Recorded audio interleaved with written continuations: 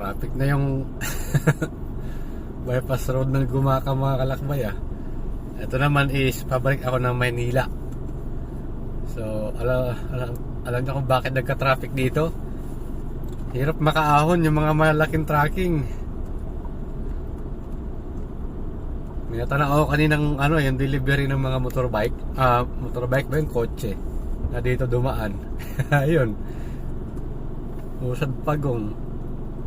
Ayun oh. Bakit may nakataob na truck sa taas. Nakataob ba? O na yun, nahang oh. Nang lahat. Nako, baka may na naman sa taas nito ah. Disgrasya. Grabe kasi talaga tong bypass road na to. Ang daming nangyayari ng dito. Aksidente. Namang isa ayaw makapaghintay. Ayaw pumila ng maayos. Yun nga, hihilain na ata itong mga to.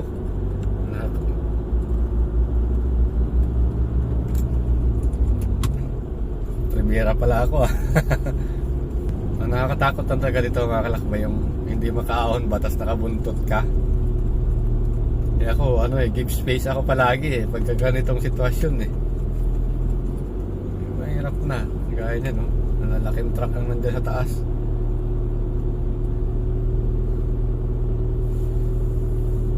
May hindi nga nakaahon.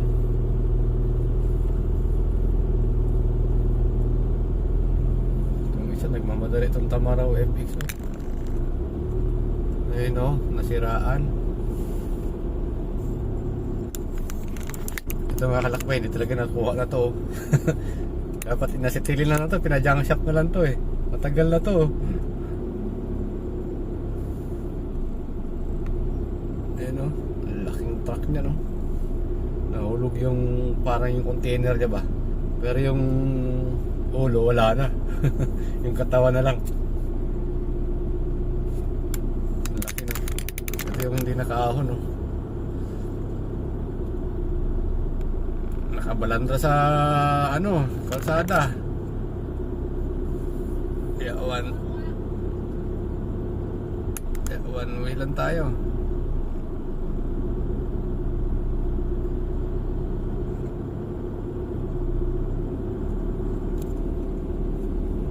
Ayan, naayos pa nila.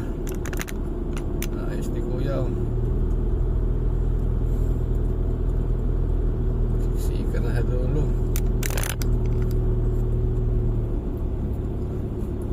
Right, nakalagpas na tayo dun sa hindi nakaahon.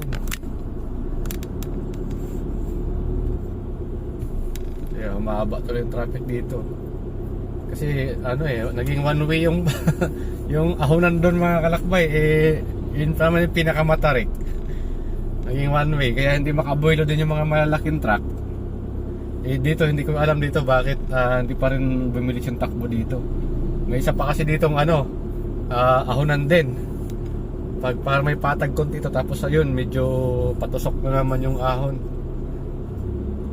Diyan yung part na nakaraan na yung sa vlog ko papunta akong Bicol na may natumbang truck, tsaka yung inasitili na lang. Inajang shop na lang yun. Yun yung nasitili mga kalakbay sa likod ng motor. So ngayon tuloy na dito, yan, bumilis na yung takbo.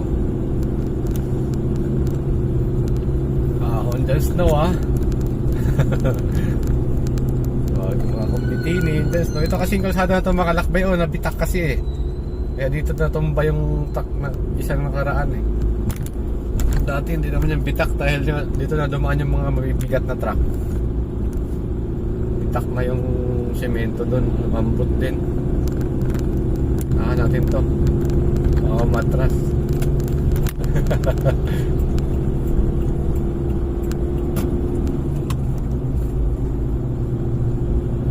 Yun, tayo pinahiya ni Jon Snow. Nakalpas tayo doon sa